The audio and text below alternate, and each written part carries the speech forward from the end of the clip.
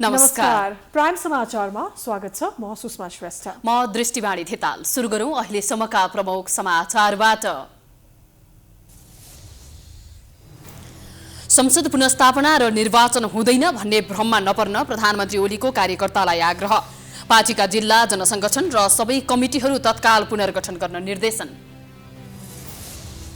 प्रधानमन्त्री ओली राजतन्त्र फर्काउन लागेको प्रचण्डको गम्भीर आरोप। संसद पुनर्स्थापनापछि देउबा प्रधानमन्त्री, असली एमाले ओली नभएर आफू भएको माधव नेपालको दावी। मुख्यमन्त्री विरुद्ध अविश्वासको प्रस्ताव दर्ता भएका प्रदेश 1 र बागमतीमा भोलि बैठक बस्दै पद जोगाउन मुख्यमन्त्रीहरू आफू पक्षधर गुमाउँदै कांग्रेस फकाउँदै। संसद विघटन विरुद्ध संवैधानिक इजलासमा 5 जना अधिवक्ता र प्रधान न्यायाधीश बीच सवाल जवाफ। प्रधान न्यायाधीशको प्रश्न, विघटन अस्वीकार गर्दा सरकार कसरी बन्छ? नेपालमा नयाँ प्रजातिको कोरोना भित्रिए पनि अझै भित्रिएन खोप। भाइरसले भयावह रूप लिन सक्ने भन्दै सचेत रहन विज्ञको सुझाव। मन्त्री त्रिपाठी भन्छन् केही हुँदैन, ढुक्क हुनुहोस्। मेक्सिको हुँदै अमेरिका प्रवेश गर्ने झण्डै 7,000 आप्रवासी ग्वाटेमालामा। आप्रवासी नीतिमा महत्त्वपूर्ण परिमार्जन गर्न अमेरिकालाई मेक्सिकोको सुझाव। र प्रधानमन्त्री कप क्रिकेटमा लुम्बिनी प्रदेशको विजयी सुरुवात। प्रदेश 2 लाई 77 रनले पराजित। प्रदेश 2 ले 42 ओभर 4 बलमा अल आउट हुँदै 180 रन मात्र बनायो।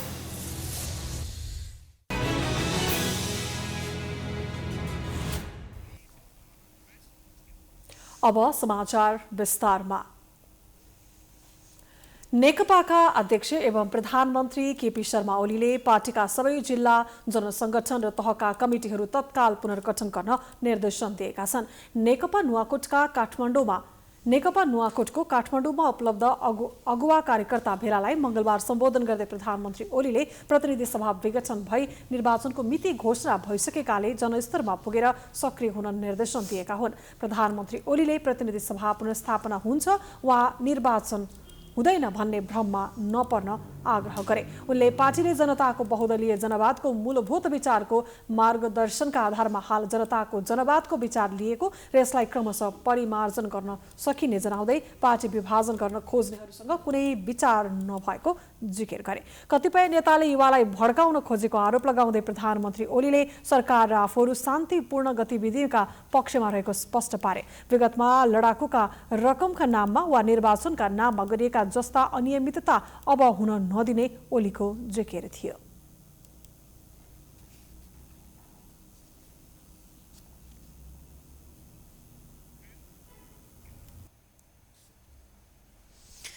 नेकपा दाहाल नेपाल समूह प्रधानमन्त्री ओली विरुद्ध दिनदिनै आक्रामक रूपमा अघि बढिरहेको छ।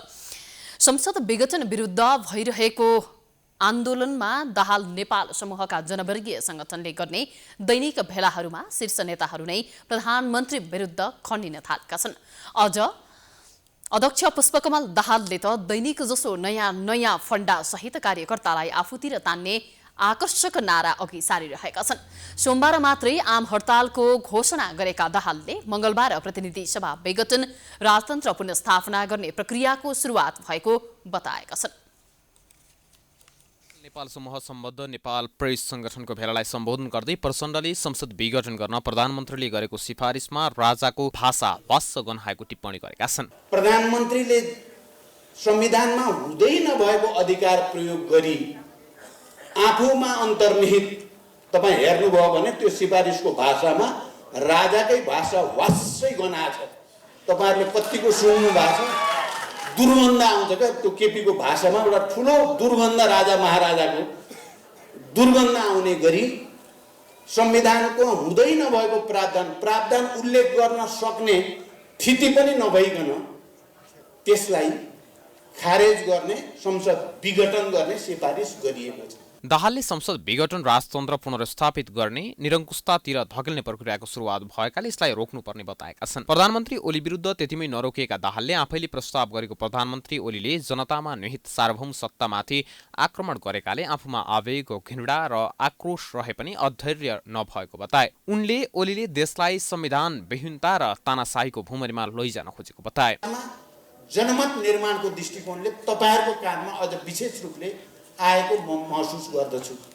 त्यहाँ मेरो तपाईँहरूसँग विनम्रतापूर्वक अनुरोध छ, प्रतिक्रान्तिलाई हामीले जसरी पनि पराजित गर्नु छ, लोकतन्त्रलाई जसरी पनि हामीले बचाउनु छ, संविधान बचाउनु छ। संविधान सभा जनताको आन्दोलनबाट आएको र यसको रक्षाका लागि अब जनतामै जाने दाहालको भनाइ थियो। नेकपा दाहाल नेपाल समूहका अध्यक्ष माधव कुमार नेपालले ओलीले अहिले आफूलाई असली एमाले भनेर भ्रम छरिरहेको बताउँदै ओरिजिनल एमाले केपी ओली नभएर आफू नै भएको बताएका छन्। तर प्रचार के गरियो भने पदको निम्ति, कुर्सीको निम्ति हानाथाप गरिरहेकाहरू, अगस्त्य अतृप्त आकांक्षा भएकाहरू, अतृप्त आकांक्षाले आफू चाहिँ मरुन्जेलसम्म हिक हुँदाखेरि पनि नछोड्ने पर्ने अरूलाई। त्यसो हुनाले यसमा सबै उहाँको झुटको उहाँ पुलिन्दा हो, पुलिन्दा भ्रमको खेती गर्न खप्पिस। अध्यक्ष नेपालले ओली गणतन्त्र र संहिता विरोधी भएको बताए। नेपालले संसद विघटन भइसकेपछि प्रधानमन्त्री केपी शर्मा ओलीको हैसियत के हो भनेर प्रश्न पनि गरेका छन्। व्यक्तिबाट त्यसमाथि कुठाराघात भएको छ, यो दुःखद कुरा हो। तपाईँहरूले देखिरहेका छौँ हामीले कि आइजिएलहरू पलाउँछ, त्यस्तै आइजिएलको रूपमा केपी ओलीजी भएका छन्। संसद विघटनपछि विभाजित बनेको नेकपाका नेताहरू दुई कित्तामा पुगेपछि आरोप प्रत्यारोपमा उत्रिएका छन्। आफ्नो समूहको कार्यक्रममा ओली होस् वा दाहाल नेपाल सबैले अर्को समूह र त्यसका शीर्ष नेताहरूलाई तल्लो स्तरमै झरेर विभिन्न टीका टिप्पणी गरिरहेका छन्। नेकपा प्रचण्ड नेपाल समूहका अध्यक्ष पुष्पकमल दाहाल प्रचण्डले संसद पुनर्स्थापनापछि कांग्रेस सभापति शेरबहादुर देउवा प्रधानमन्त्री हुने घोषणा गर्नुभएको छ। प्राइम टाइम्स टेलिभिजनका लागि जनता जान्न चाहन्छन् कार्यक्रममा पत्रकार ऋषि धमलासँग कुरा गर्दै अध्यक्ष दाहालले कांग्रेससँग सहकार्यका लागि सहमति हुने र देउवा प्रधानमन्त्री हुने दावी गर्नुभएको हो।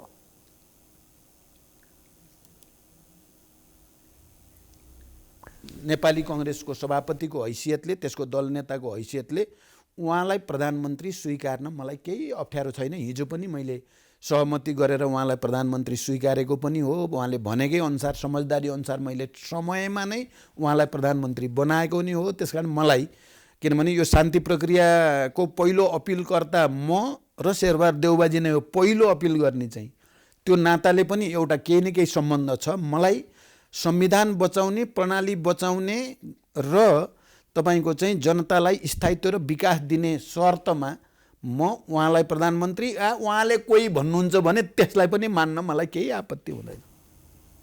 अध्यक्ष दाहालले सर्वोच्च अदालतले संसद पुनर्स्थापना गर्नेमा आफू विश्वस्त रहेको उल्लेख गर्दै निर्वाचन आयोगले पनि आफूहरूलाई नै आधिकारिकता दिनेमा ढुक्क रहेको बताउनुभयो। सर्वोच्च र निर्वाचन आयोगले विधि र कानुन सम्मत निर्णय नगरे मुलुक द्वन्द्वमा जाने उहाँले बताउनुभयो। पार्टीभित्र मलाई अप्ठ्यारो पर्यो भनेर संसद भङ्ग गर्ने, संविधान हुँदै नभएको व्यवस्था गरेका छन्। त्यसलाई मान्यता दिइयो भने मैले के देख्छु भने नेपाल फेरि अर्को सुरुङभित्र पस्यो। म त यो प्रणालीमा आइसकेको छु। म शान्तिपूर्ण बहुदलीय प्रतिस्पर्धा, स्वतन्त्र न्यायपालिका, यो सबैमा मेरो कमिटमेन्ट, मेरो कन्भिक्सन भएको छ। तर म के डरलाग्दो चिज देख्छु नेपालमा भने, यदि त्यसो भएछ भने नेपाल फेरि चाहिँ अराजकताको भुमरीमा पर्छ। कोही फेरि विद्रोह गर्नेतिर लाग्लान्, कोही निरङ्कुशतातिर चाहिँ अझ ठुलो दमन गर्नेतिर लाग्लान्। अध्यक्ष दाहालले प्रधानमन्त्री ओलीसँग जीवनभर सहकार्य नहुने र उनी विरुद्ध संयुक्त आन्दोलनको तयारी भइरहेको समेत जानकारी दिनुभयो।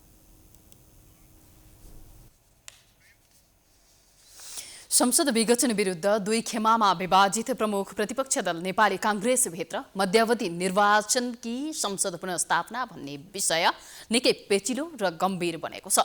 पार्टी सभापति शेरबहादुर देउवा मध्यावधि निर्वाचनको ओकालत गरिरहेका छन् भने वरिष्ठ नेता रामचन्द्र पौडेल संसद पुनर्स्थापनाका लागि आन्दोलन अपरिहार्य भएको भनिरहेका छन्।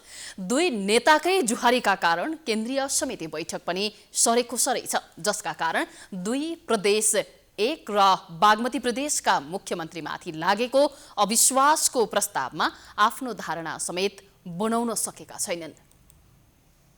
बुधबारका लागि बोलाइएको केन्द्रीय कार्य समितिको बैठक एकाएक स्थगित भएपछि नेपाली कांग्रेसभित्र असन्तुष्टि झनै सुलिएको देखिएको छ। संसद विघटनपछिको अवस्थाबारे छलफल गर्न बसेको कांग्रेसको बैठक अब माघ 13 गतेसम्मका लागि सारिएको छ। यसअघि पुस 27 गतेका लागि बोलाइएको बैठक पनि पार्टी कार्यालयले सूचना निकालेर स्थगित गरेको थियो। नेताहरूका अनुसार प्रदेश सरकारबारे पार्टीको आधिकारिक धारणा बनाउन पनि बैठक बस्नुपर्ने थियो, किनकि मुख्यमन्त्री विरुद्ध अविश्वास प्रस्ताव दर्ता भएको प्रदेश 1 र बागमती प्रदेश अधिवेशन बुधबारदेखि सुरु हुँदैछ। तर प्रदेशका सन्दर्भ लगायतका विविध विषयमा सभापति देउवा र वरिष्ठ नेता पौडेल बीच सोमबार लामै भेटवार्ता भए पनि कुनै निकास भने निस्कन सकेन। सभापति शेरबहादुर देउवाले केन्द्रीय कार्य समितिको बैठक नै सारेपछि प्रदेश सभामा कांग्रेसले कस्तो रणनीति लिने भन्ने विषयमा निर्णय हुन नसकेको भन्दै नेताहरू असन्तुष्ट देखिएका छन्। नेकपा औपचारिक रूपमा फुटेको छैन भन्दै देउवाले प्रदेश सभामा अविश्वासको प्रस्ताव पेश हुने दिन कांग्रेस सांसदहरूलाई अनुपस्थित गराउन खोजेको नेताहरूको आशंका छ। त्यसो भएमा बागमती प्रदेशमा अविश्वासको प्रस्ताव असफल हुनेछ र मुख्यमन्त्री पौडेलको पद जोगिनेछ। नेकपाको अर्को पक्ष प्रचण्ड माधव समूहले आलो पालो वा दुई मध्ये एक प्रदेशमा मुख्यमन्त्री लिने प्रस्ताव गरेको बताइए पनि यसबारेमा पार्टीमा अहिलेसम्म कुनै छलफल नै नभई बैठक स्थगित गरिएको छ। सभापति देउवा नेकपा फुटेको छैन भन्ने नाममा प्रधानमन्त्री ओलीलाई सघाउन खोज्दै त हुनुहुन्न भन्ने प्रश्न कांग्रेसभित्रै उब्जिरहेको छ। यद्यपि सभापति देउवाले केन्द्रीय कार्य समिति बैठक स्थगित भए पनि मतदान गर्ने बेलासम्ममा प्रदेश सरकारबारे ठोस निर्णय हुने दाबी गर्छन्। बागमतीको 110 सदस्यीय प्रदेश सभामा नेकपाका 80 सांसद छन्। उनीहरू दुई खेमामा विभाजित भएपछि ओली समूहका मुख्यमन्त्री पौडेल र अविश्वासको प्रस्ताव दर्ता गर्ने प्रचण्ड माधव समूह दुवैसँग प्रदेश सभाको बहुमतका लागि आवश्यक संख्या 56 सांसद छैनन्। प्रमुख विपक्षी कांग्रेसका 22 सांसद छन्। यदि कांग्रेसले अविश्वासको प्रस्तावलाई समर्थन गर्ने हो भने मुख्यमन्त्री पौडेल पद मुक्त हुनेछन् भने उनीहरू मतदान गर्ने दिन अनुपस्थित भए पौडेल विरुद्धको अविश्वास प्रस्ताव असफल हुनेछ र अहिले अविश्वासको प्रस्ताव असफल भए पौडेल विरुद्ध अर्को 1 वर्ष अविश्वासको प्रस्ताव दर्ता गर्न नपाउने संवैधानिक व्यवस्था छ। यता प्रदेश 1 कांग्रेस संसदीय दलले सरकारलाई समर्थन गर्ने संकेत गरेको छ, तर अहिलेसम्म पर्खर हेरकै अवस्थामा कांग्रेस बसिरहेको छ। कुल 93 जना प्रदेश सभा सदस्य रहेको प्रदेश 1 मा नेकपाका 67 जना सांसद छन्, तर अहिले पनि कांग्रेसको साथ नभई नेकपाको दुवै पक्ष अविश्वासको प्रस्ताव पास या फेल गराउन नसक्ने अवस्थामा छन्। प्रदेश सभामा 21 सिट रहेको कांग्रेसले कसलाई समर्थन गर्ने भन्ने कांग्रेसले अहिलेसम्म आधिकारिक निर्णय सार्वजनिक गरिसकेको छैन। कांग्रेसले अविश्वास प्रस्तावको मतदानमा तटस्थ बस्यो भने प्रस्ताव फेल हुनेछ। प्रस्ताव बहुमतले पास या फेल गर्न 47 मत आवश्यक पर्छ। प्रस्ताव पास या फेल गर्ने बारे नेकपाका दुवै समूह अल्पमतमा छन्। नेकपा दल विभाजन नभए पनि संसद दुवै समूहमा विभाजित भएकाले दुवै बहुमत पुग्ने अवस्था छैन। प्रदेश 1 का मुख्यमन्त्री शेरधन राय विरुद्ध प्रचण्ड माधव समूहका सांसदहरूले अविश्वासको प्रस्ताव दर्ता गराएका थिए। तत्कालीन समयमा आफ्ना पक्षमा 42 सांसद रहेको दाबी गर्दै प्रचण्ड माधव समूहका 5 सांसदको किता परिवर्तन र तटस्थ रहेका भनिएका केही सांसद पनि राईकै पक्षमा उभिने भएपछि भीम आचार्यको पक्षमा अब 32 सांसद मात्रै छन्। यस प्रदेशमा पनि कांग्रेसको निर्णयले नै सरकार बनाउने या हट्ने निर्धारण गर्ने भएकाले कांग्रेसको निर्णायक भूमिका देखिन्छ।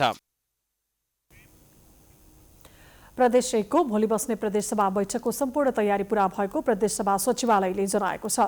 बुधबार दिउँसो 2 बजे सुरु हुने प्रदेशसभा बैठकमा कुनै किसिमको अप्रिय घटना हुन नदिन प्रत्येक कुर्सीलाई फलामको पातामा वेल्डिङ गरेर जोडिएको छ। कुर्सी उचाल्न र हल्लाउन नसक्ने बनाइएको छ। यसअघिका कुर्सी सार्न र उठाउन मिल्ने थिए। बैठक कक्षमा नेकपा औपचारिक रूपमा विभाजित नभएकाले सत्ता पक्षका लागि एउटै लाइनमा कुर्सी राखिएको छ। 47 जना मर्यादा पालक रहेकोमा 10 जना थपिएको सचिवालयले जनाएको छ। दर्शक, दीर्घा र पत्रकारका लागि प्रदेशसभाको माथिल्लो तलाको हलमा बस्ने व्यवस्था गरिएको सचिवालयका सचिव गोपाल पराजुलीले बताएका छन्। उक्त हलमा जडान गरिएको टेलिभिजनमा बैठकको गतिविधि पत्रकार र दर्शकले हेर्न पाउनेछन्। प्रदेश 1 मा निर्णायक दल मानिएको कांग्रेस तटस्थ बस्ने भएपछि प्रदेश 1 का मुख्यमन्त्री शेरधन राय विरुद्ध दर्ता गरिएको अविश्वासको प्रस्ताव असफल हुने देखिएको छ। नेकपा दाहाल नेपाल समूहका 37 सांसदले गत पुस 12 गते अविश्वासको प्रस्ताव दर्ता गराएकोमा 5 जनाले हस्ताक्षर फिर्ताको घोषणा समेत गरिसकेका छन्। 93 सदस्य प्रदेशसभामा प्रस्ताव पारित गराउन 47 मत चाहिन्छ। प्रदेशसभा बैठक भने बुधबारका लागि आह्वान गरिएको छ। सत्तारूढ नेकपा औपचारिक रूपमा विभाजित नभएको भन्दै कांग्रेसले तटस्थ बस्ने नीति लिएको छ। कांग्रेसका प्रमुख सचेतक केदार कार्कीले नेकपा औपचारिक रूपमा विभाजित नहुन्जेल कुनै पनि समूहसँग सहकारी गरेर अघि बढ्न नसकिने बताए।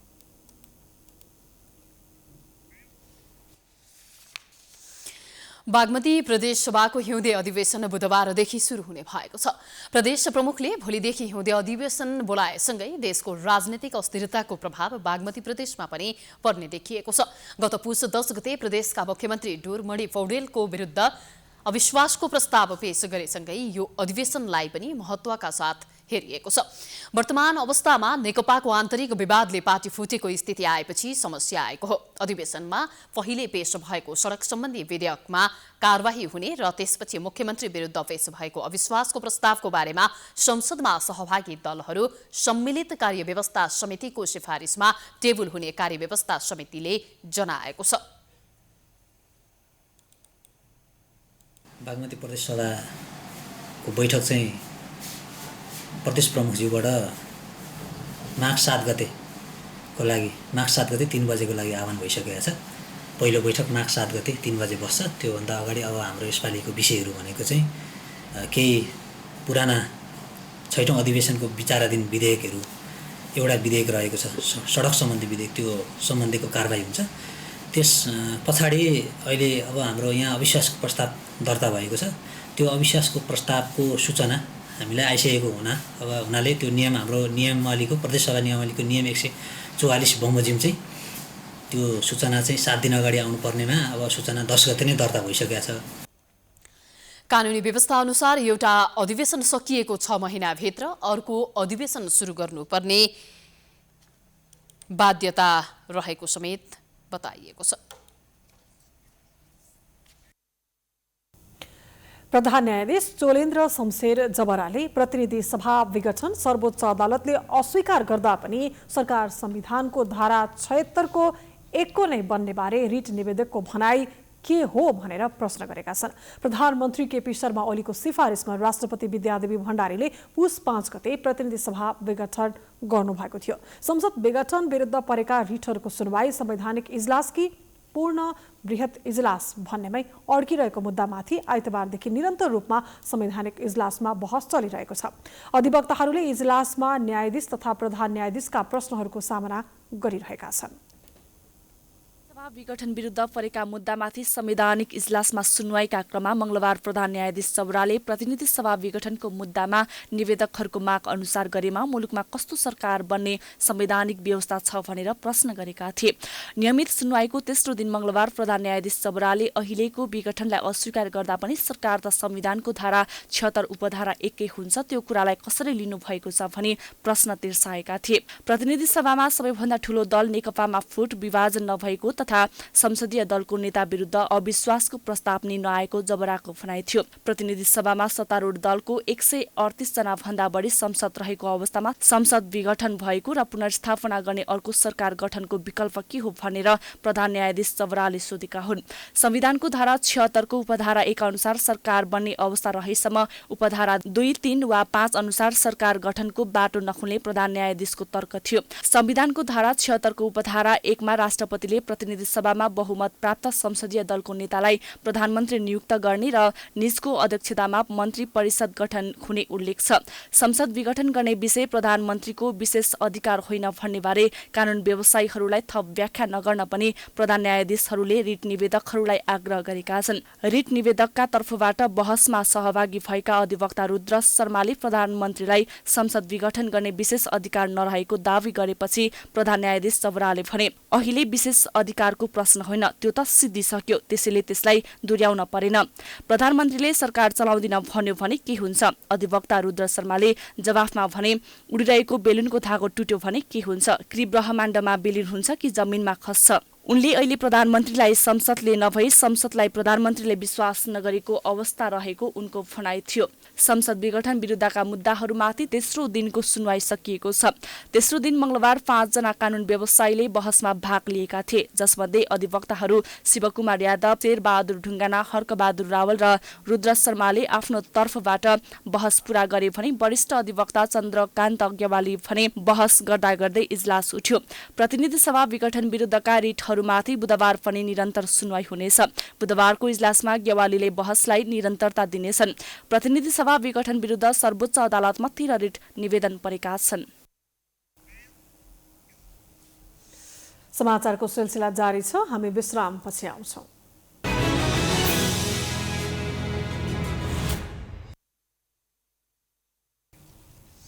विश्रामपछि स्वागत छ। अब बाँकी समाचार। विश्वभर नै कोरोना खोप निर्माणको चपेटामा दौडिरहेको छ। कतिपय देशहरूमा खोप प्रयोगमा ल्याइसकेका छन् भने कतिपय देशमा अझै खोप पुग्न सकेको छैन। कोरोना महामारी सुरु भए यता खोपको प्रतीक्षा गर्दा गर्दै नेपालमा समेत नयाँ प्रजातिको भाइरस भेटिएको छ, जसका कारण उक्त नयाँ भाइरसका लागि अहिले बनेको खोपले काम गर्छ या गर्दैन भन्ने बहस सुरु भएको छ।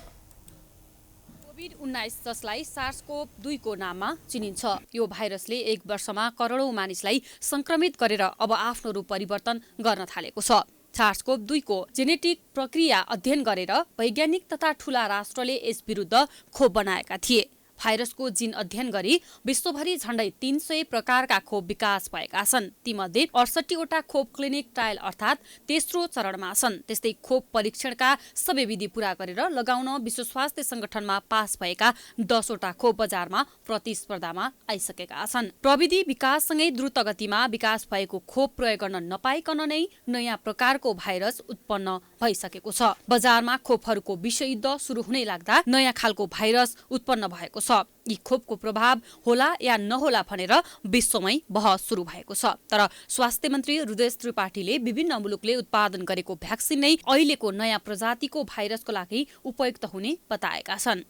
दोस्रो चिन्ता हाम्रो के थियो भने यो जुन जति भ्याक्सिनहरू विकसित भएका छन्, यो विकसित भ्याक्सिनले त्यस्तो जुन नयाँ भेरिएन्ट्सहरूलाई असर गर्छ कि गर्दैन, अथवा यसले कसरी प्रभावकारिता गर्छ कि गर्दैन। अनि हामीले बुझाइमा के आयो भने जहाँबाट पनि, किनभने हाम्रो यो चाहिँ अनुसन्धान होइन, जसले अनुसन्धान गरेका छन् विशेष गरी विश्व स्वास्थ्य सङ्गठन लगायतका सङ्गठनहरूले के भने यो भेरिएन्ट विकसितलाई पनि यो कोरोना, यो अहिले भएका विकसित जुन भ्याक्सिनहरू छन् यिनीहरू प्रभावकारी छन्। बेलायतबाट देखिन सुरु भएको नयाँ भाइरस हाल 50 देशमा फैलिसकेको छ। अफ्रिका र जापानमा पनि बेलायतमा म्युटेसन भएका भाइरसभन्दा फरक किसिमका भाइरस देखिएका छन्। यसअघिको कोरोना भाइरसको तुलनामा यसले पार्ने असर, हाल विकास भइरहेका भ्याक्सिनले काम नगर्ने जस्ता विषयमा पनि अध्ययन भइरहेको छ। जनस्वास्थ्य विज्ञहरूले भने यो भाइरसको असर बालबालिका र युवाहरूमा बढी देखिने भन्दै सचेत रहन आग्रह गरेका छन्। जसरी नेपालमा जनस्वास्थ्यका मापदण्ड पालना भएका छैनन्, यस्तो अवस्थामा नयाँ भाइरसले भयावह रूप लिन सक्ने भन्दै सचेत रहन आग्रह गरेका छन्। भिडभाड, जुलुसहरू, प्रदर्शनहरू, त्यस्तै स्कुल कलेजदेखि लिएर सबै कुराहरू खोलिरहेको छ र जनताले पनि कोरोना भाइरसलाई त्यति टेर्न छोडेको स्थिति छ। यस्तो बेलामा यदि यो प्रजातिको भाइरस चाहिँ फैलियो भने त्यो अवस्थामा पहिलेभन्दा ठुलो सङ्ख्यामा सङ्क्रमित हुन सक्ने सम्भावना छ। त्यो भएको हुनाले सरकारले पनि एयरपोर्टमा, सिमानामा चाहिँ व्यवस्थित गर्नु पर्यो।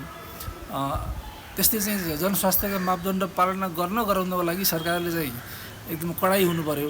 विश्वभरि नै महामारी र प्लेग फैलिरहेको यो पहिलो पटक होइन। इतिहासको पाना पल्टाउँदा कोभिड-19 भन्दा पनि खतरनाक र भयावह मच्चाएका महामारी हाम्रा पुर्खाले झेलिसकेका छन्। ईसापूर्वक 430 मा एथेस, सन् 165 मा एन्टोनिन प्लेग, 2050 मा साइप्रियन प्लेग, 541 मा जस्टिनियन प्लेग, 11औं शताब्दीमा कुष्ठरोग, 1350 मा द ब्ल्याक अफ डेथ, 1492 मा कोलम्बियन एक्सचेन्ज, 1665 मा लन्डन प्लेग र 1817 मा पहिलो हैजा महामारी भएको थियो। त्यस्तै 1855 मा बुबोनिक महामारी, 1875 मा दादुरा प्रकोप, 1889 मा रसियन फ्लू, 1918 मा स्पेनिक फ्लू, 1957 मा एसियन फ्लू, 1981 मा HIV एड्स र 2003 मा सार्स कोभिड प्रकोप मानव सभ्यताले झेलेको थियो। यी सबै महामारी प्राणघातक थिए। कति महामारी विश्वबाट हटेर गएका छन् भने अझै कति संक्रमण भइरहेका छन्। त्यस्तै 2019 मा आएको कोभिड-19 महामारी अझै रोकिएको छैन। नेपालमा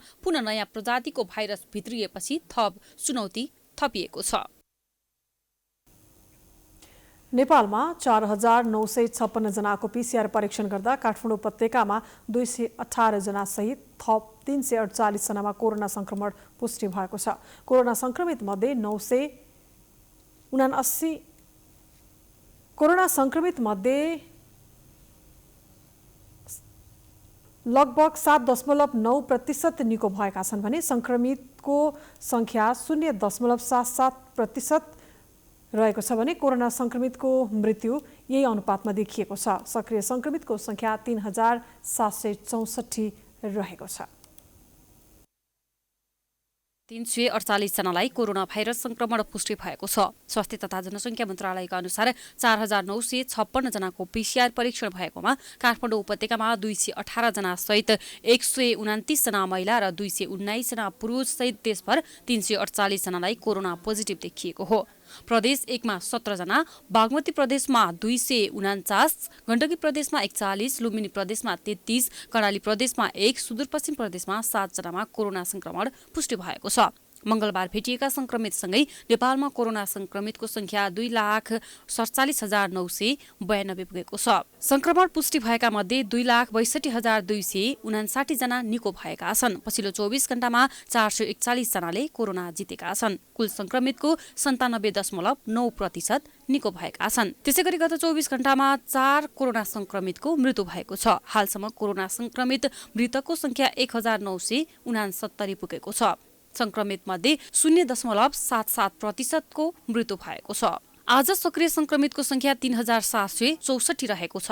उनीहरूमध्ये 244 जना संस्थागत आइसोलेसनमा उपचाररत रहेका छन् भने बाँकी होम आइसोलेसनमा उपचाररत रहेका छन्। उपचारमा रहेका मध्ये 161 जना आइसियु र 35 जना भेन्टिलेटरमा रहेका छन्। हालसम्म काठमाडौँ उपत्यकामा मात्रै 500 भन्दा बढी सक्रिय संक्रमित रहेका छन्। नवलपरासी, कालीकोट, रुकुम पश्चिम र मुगुमा कोरोना संक्रमित छैनन्।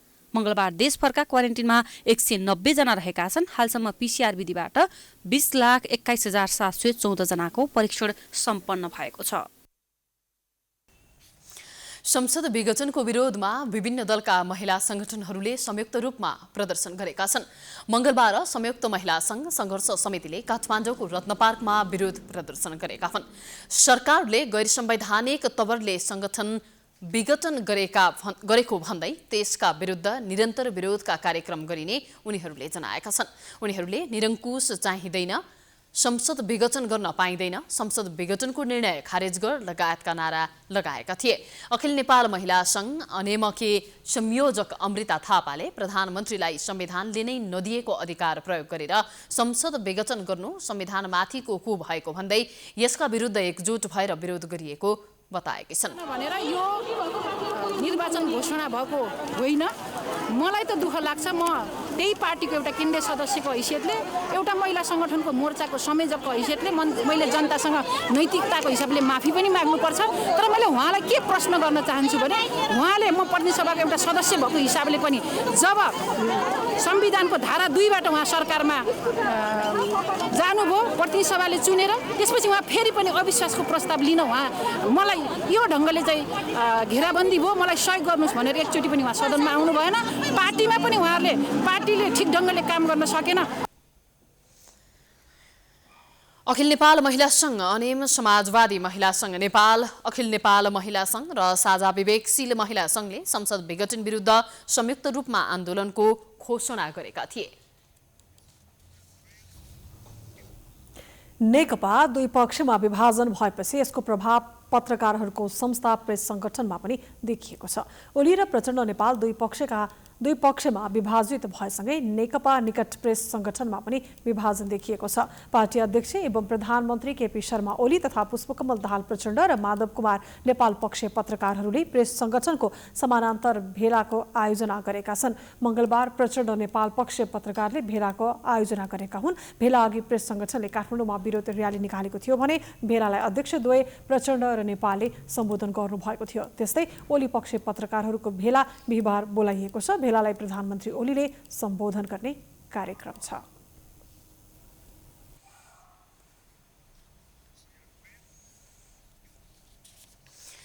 संविधान विपरीत संसद विघटन गरिएको भन्दै नेविसंघका कार्यकर्ताले केस मुण्डन गरेर विरोध प्रदर्शन गरेका छन्।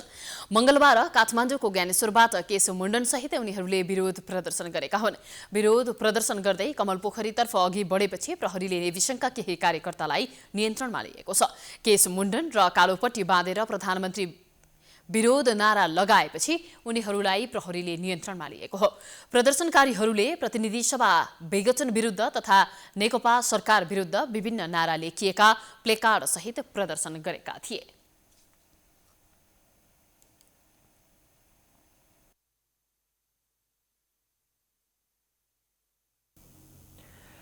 केही दिन अगाडि अस्वाभाविक रूपमा आकाशिएको तरकारीको भाउ अहिले बिस्तारै घट्न थालेको छ। स्वदेशमा उत्पादित तरकारीको मूल्य घटिरहँदा भारतबाट आयातित वस्तुको मूल्य भने बढेको छ। बजारमा प्याज र लसुनको भाउ झनै बढेको छ। दिन प्रतिदिन मूल्य आकाशिँदा उपभोक्ता चेपुवामा पर्ने गरेका छन्। सरकारले न अनुगमन प्रभावकारी बनाउँछ न दोषीलाई कारबाही गर्छ, जसले गर्दा तरकारीको व्यापारमा बिचौलिया हावी हुँदै आएका छन्। नेपाली बजारमा तरकारीको मूल्य कुन दिन उकालो लाग्छ पत्तै पाइँदैन। तरकारी घट्नु लगायतका कारणले तरकारीको भाउ छोइसक्नुहुन्छ। सँगसँगै बिचौलियाले समेत भूमिका खेलेका हुन्छन्। सरकारको फितलो अनुगमन र व्यापारीको सिन्डिकेटका कारण काठमाडौँ उपभोक्ताले कृषकले बिक्री गरे भन्दा 300% बढी मूल्य तिरेर तरकारी उपभोग गर्दै आएका छन्। किसानदेखि उपभोक्तासम्म आइपुग्दा 5 भन्दा बढी तहमा नाफाखोरको जालोका कारण तरकारी उत्पादन गर्ने कृषकले पाउने रकम बढ्दैन, तर उपभोक्ताले बढी मूल्य तिर्नु परिरहेको छ। अहिले नेपाली किसानहरूले नयाँ लसुन र प्याज प्रशस्त उत्पादन गरेको बेला भारतले अन्य वस्तु रोकेर लसुन र प्याज सहित विभिन्न तरकारी सहज रूपमा भन्सार पास गरेर पठाइरहेको छ। भारतीय उत्पादन प्रशस्त आउँदा पनि प्याज र लसुनको भाउ बढेको छ। भारतीय प्याजको मूल्य अहिले खुद्रा बजारमा 80 रुपियाँ प्रति केजी छ। लसुन 300 केजी भइरहेको छ। त्यसैगरी नेपालमा उत्पादित तरकारी केही समय अघि 170 सम्म पुगेको काउली अहिले 30 रुपियाँ केजी छ। टमाटर 25 रुपियाँ केजी छ। साथै महँगीमा पर्ने उपभोक्ता अहिले भने सस्तो भएकोमा खुसी छन्। सामान्य अवस्थामा हुने तरकारी खपतमा स्वदेशी र आयातित तरकारीको हिस्सा आधा आधा हुन्छ।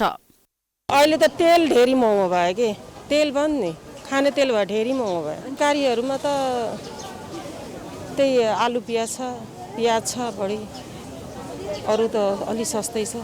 अनि पछिल्लो समयको कम्पेयर गर्दाखेरि अहिले त अलि ठिक छ, राम्रो छ। पहिला त धेरै नै महँगो थियो होइन, लकडाउनले गर्दा।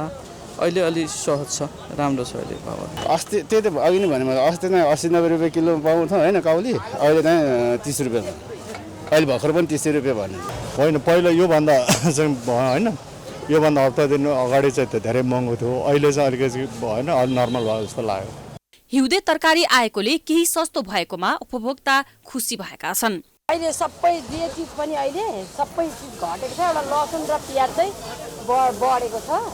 नेपालमा उत्पादन भन्दा बढी विदेशी आयात र बिचौलियाका कारण पनि तरकारीको भाउ महँगी बेला बेलामा बढ्ने गरेको छ। सरकारले बेला बेलामा मूल्य निर्धारण गरे पनि पूर्ण रूपमा लागू गर्न भने सकेको छैन, जसले गर्दा जनता मारमा पर्ने गरेका छन्। प्राइम टाइम्स टेलिभिजनका लागि क्यामेरामा अर्जुन भण्डारीका साथमा लक्ष्मी विश्वकर्मा, काठमाडौँ।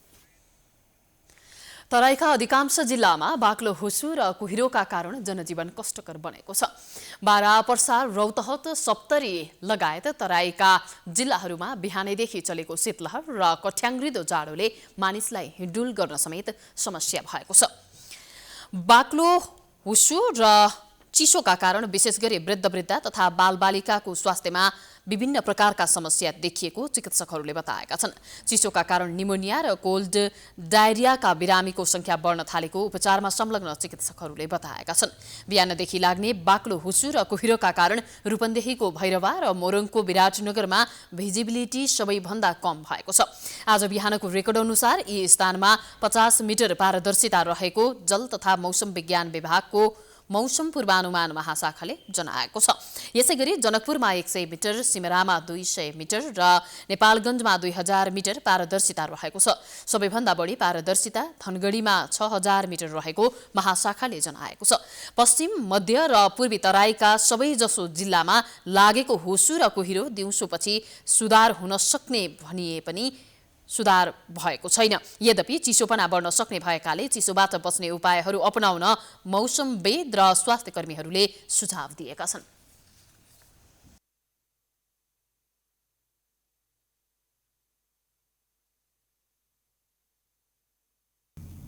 कपिलवस्तुको 2 स्थानमा बोर्डर आउटपोस्ट स्थापना गरिएको छ। कपिलवस्तुको विजयनगर गाउँपालिका र मायादेवी गाउँपालिकामा सशस्त्र प्रहरी बलले बोर्डर आउटपोस्ट स्थापना गरेको हो। जिल्लाकै विकट क्षेत्र मानिने जबा बैराटमा बीओपीको सशस्त्र प्रहरी बलका नायब निरीक्षक नायब महानिरीक्षक किशोर प्रधानले उद्घाटन गरेका छन्। उद्घाटन कार्यक्रममा सशस्त्र प्रहरी बलका नायब महानिरीक्षक प्रधानले बीओपीको स्थापनापछि त्यस क्षेत्रका जनतालाई सुरक्षाको अनुभूति हुने बताएका छन्। प्रधानले शान्ति सुरक्षा कायम राख्न बीओपीलाई नागरिकहरूको साथ आवश्यक रहने बताउँदै सीमा क्षेत्रमा हुने आपराधिक गतिविधिलाई बीओपीले रोक्ने दावी गरे। नेपाल सरकारको सीमा नाकामा बीओपी स्थापना गर्ने निर्णय बमोजिम सशस्त्र प्रहरी बलले सम्पूर्ण जिल्लाहरूमा तराई र हिमालका सीमाहरूसँग जोडिएका जिल्लाहरूमा बीओपी स्थापना गर्दै आएको छ। कार्यक्रममा कपिलवस्तुका प्रमुख जिल्ला अधिकारी दीर्घनारायण पौडेलले कपिलवस्तु जिल्ला भारतको सीमा नाकासँग 93 किलोमिटर जोडिएको बताउँदै बीओपी स्थापनाले शान्ति सुरक्षामा सहज हुने बताएका हुन्। बीओपी स्थापनाले सीमामा हुने आपराधिक घटनाहरू, चोरी, निकासी, पैठारी लगायत कानुन विपरीतका कार्यहरूलाई नियन्त्रण गर्ने स्थानीयले अपेक्षा लिएका छन्।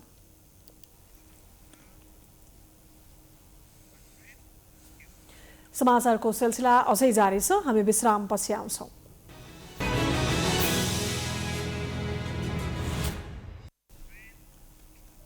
विश्रामपछि स्वागत छ। अब आर्थिक समाचार।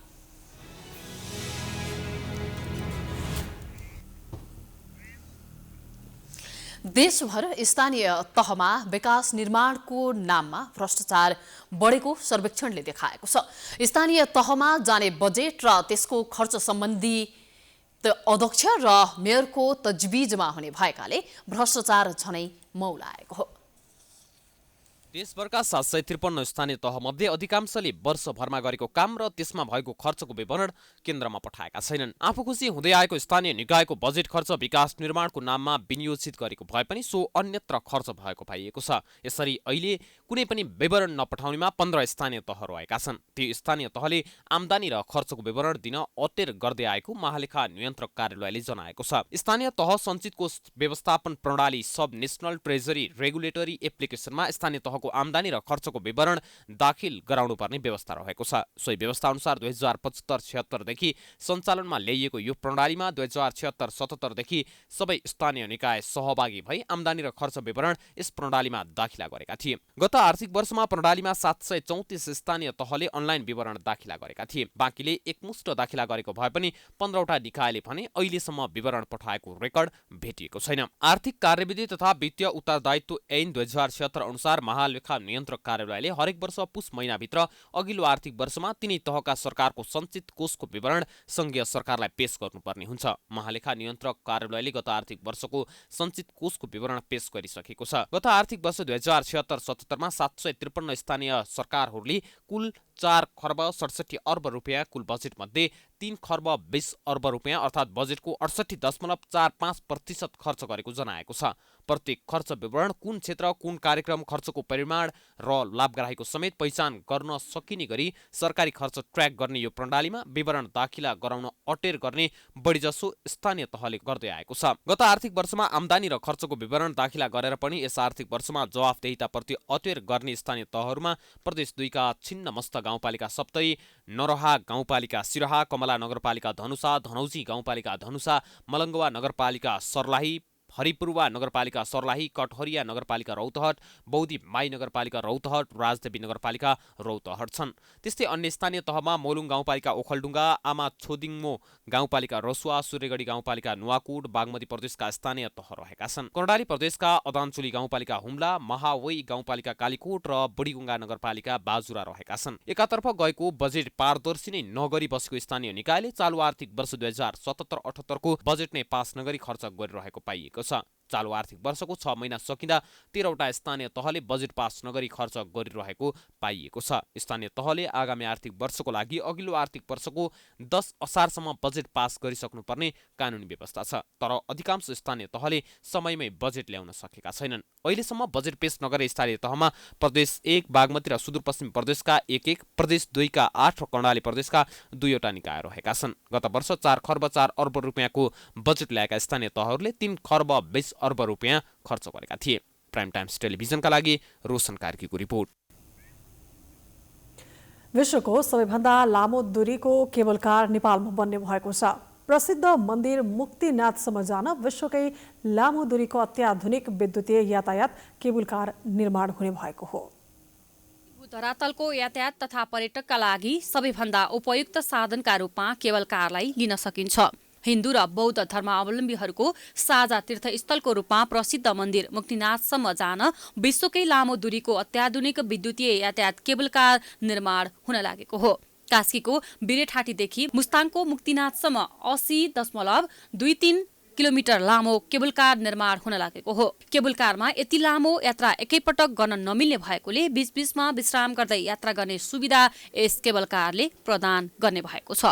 नयाँ पुलबाट मुक्तिनाथ पुग्न झण्डै 3.5 घण्टा लाग्ने यस केबल कारको प्रस्थान र गन्तव्य बिन्दुको उचाइ निकै फरक भएकोले यसको सञ्चालन अत्यन्तै साहसी र रोमाञ्चक हुनेछ।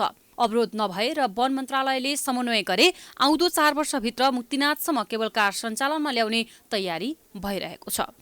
प्रायोगिक रूपमा हामीले पेश गरेको प्रतिवेदन हेरिने हो भने र केही सञ्चार माध्यममा आएको हेर्दा 83.23 त्यस्तै कुराहरू भनिएको थियो भने हामीले अहिले फाइनल्ली डिपिआर बनाउँदाखेरि जब हामीले चाहिँ नि यसको सर्वे सही तरिकाले गऱ्यौँ र चाहिँ नि डिटेल डिजाइनको पार्ट सक्यौँ केबल कारको अलाइनमेन्टको लागि, त्यो गर्दाखेरि चाहिँ 80.15 किलोमिटर आएको छ, जुन करिब 3 किलोमिटर कम भएको छ पहिला हामीले अनुमान गरेको भन्दा। बिरेठाटीमा मूल स्टेशन सहित गरी केबल कारका जम्मा 6 वटा मेन स्टेशनहरू रहनेछन्। जम्मा 19 वटा स्टेशन रहनेछन्। घोरेपानी, तातोपानी, लेतेमार्फा, जोमसोङ, कागवेनी र मुक्तिनाथमा सब स्टेशनहरू निर्माण हुनेछन्। केबल कार निर्माण सम्पन्न गर्न 53 अर्ब नेपाली रुपैयाँ बराबर लागत लाग्ने अनुमान गरिएको छ। अहिले हामीले डिपिआरको स्टेजमा धेरैचोटि छलफल गऱ्यौँ होइन, विदेशीसँग पनि कुरा भयो, नेपाली स्वदेशी निर्माण व्यवसायहरूसँग पनि कुरा भयो। त्यसको सबै अवस्था, सबै कुराहरू जुन आउन सक्ने डलरमा हुन सक्ने चाहिँ इन्फ्लेसनको कुराहरू सबै राख्दाखेरि पनि करिब नेपाली 53 अर्ब रुपियाँ लाग्ने अनुमान गरिएको छ। जुन मध्ये चाहिँ नि हामीले यो निर्माण कार्यमा चाहिँ नि विदेशी लगानी ल्याएर यसलाई चाहिँ नि हामीले साकार बनाउनुपर्छ भन्ने अठोटका साथ अघि बढाएका छौँ र त्यही अनुसार नै हामीले गृह कार्य आजको दिनसम्म पनि गरिरहेका छौँ। केबल कार निर्माण सम्पन्न भएको अवस्थामा पर्यटकको आकर्षक केन्द्र पोखराबाट प्राकृतिक सुन्दरता र धार्मिक हिसाबले महत्त्वपूर्ण स्थल मुक्तिनाथसम्मको यात्रा केही घण्टामै सहज हुने देखिन्छ। प्राइम टाइम्स टेलिभिजनका लागि क्यामेरामा वेद श्रेष्ठका साथमा लक्ष्मी विश्वकर्मा, काठमाडौँ। अब अन्तर्राष्ट्रिय समाचार।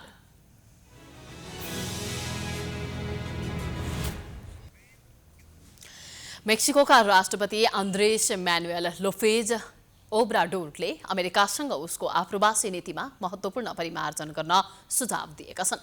छिमेकी देश ग्वाटेमालामा मध्य अमेरिकी देशका हजारौं आप्रवासीलाई प्रहरीले रोकेका बेला लोपेजले यस्तो आग्रह गरेका हुन्। आप्रवासी समस्या समाधानलाई लिएर अमेरिकाको राष्ट्रपतिमा निर्वाचित भएका जो बाइडेनले मेक्सिको तथा अरू देशसँग सहकार्य गर्ने आशा रहेको लोपेजले बताएका छन्। मेक्सिको हुँदै अमेरिका प्रवेश गर्ने लक्ष्यसहित झण्डै 7,000 आप्रवासी ग्वाटेमाला पुगेका छन्। उनीहरूलाई त्यहाँ प्रहरीले रोकेको छ। यी आप्रवासी मध्ये अधिकांश होन्डुरसका रहेका छन्। उनीहरू मेक्सिको हुँदै अमेरिकाको सीमासम्म पुग्ने चाहनामा छन्।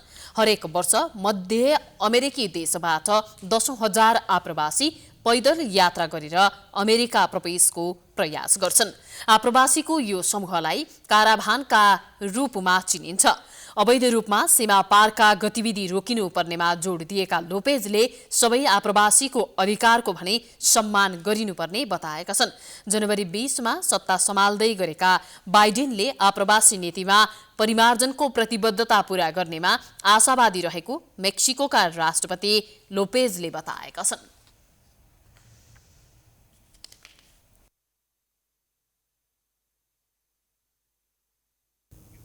अब खेलकुद समाचार।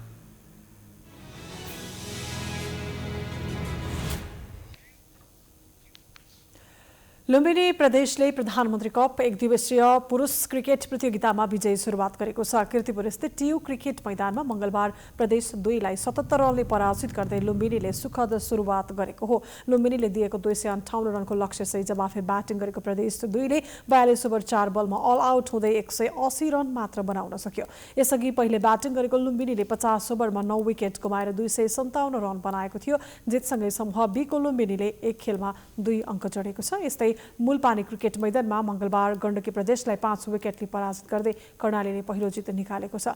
गण्डकीले दिएको 205 रनको लक्ष्य कर्णालीले 36 ओभर 5 बलमा मात्र 5 विकेट गुमाएर पूरा गर्यो। यसअघि टस जितेर पहिले ब्याटिङ गरेको गण्डकीले 42 ओभर 3 बलमा अल आउट हुँदै 204 रन बनाएको थियो। जितसँगै कर्णालीले 2 खेलमा 2 अङ्क जोडेको छ। कर्णाली समूहको तेस्रो स्थानमा रहेको छ। समूह ए मा रहेको कर्णाली पहिलो खेलमा आर्मी 80 रनले पराजित भएको थियो। गण्डकीको यो दोस्रो हार हो। गण्डकीले 3 खेलमा 2 अङ्क जोडेको छ। गण्डकी तालिकाको चौथो स्थानमा रहेको छ।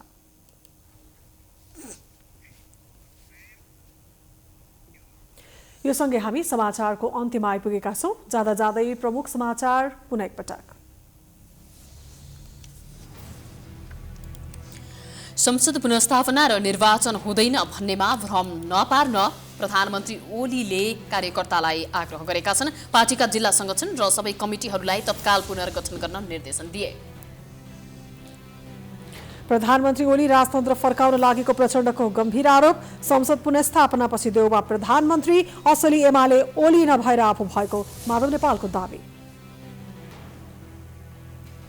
मुख्यमन्त्री विरुद्ध अविश्वासको प्रस्ताव दर्ता भएका प्रदेश 1 र बागमतीमा भोलि बैठक बस्दै पद जोगाउन मुख्यमन्त्रीहरू आफू पक्षधर गुमाउँदै काङ्ग्रेस फकाउँदै। संसद विघटन विरुद्ध संवैधानिक इजलासमा 5 जना अधिवक्ता र प्रधान न्यायाधीश बीच सवाल जवाफ। प्रधान न्यायाधीशको प्रश्न, विघटन अस्वीकार गर्दा सरकार कसरी बन्छ? नेपालमा नयाँ प्रजातिको कोरोना भित्रिए पनि अझै भित्रिएन खोप। भाइरसले भयावह रूप लिन सक्ने भन्दै सचेत रहन विज्ञको सुझाव। मन्त्री त्रिपाठी भन्छन् ढुक्क हुनुस् केही हुँदैन। मेक्सिको हुँदै अमेरिका प्रवेश गर्ने झण्डै 7,000 अप्रवासी ग्वाटेमालामा। अप्रवासी नीतिमा महत्त्वपूर्ण परिमार्जन गर्न अमेरिकालाई मेक्सिकोको सुझाव। र प्रधानमन्त्री कप क्रिकेटमा लुम्बिनी प्रदेशको विजयी सुरुवात। प्रदेश 2 लाई 77 रनले पराजित। प्रदेश 2 ले 42 ओभर 4 बलमा अल आउट हुँदै 180 रन मात्र बनायो। प्राइम समाचार अहिलेलाई सकियो। यसपछिको प्रस्तुति जनता जान्न चाहन्छन् ऋषि धमलाको साथमा। प्राइम टाइम्स टेलिभिजन हेर्दै रहनुहोला। नमस्कार।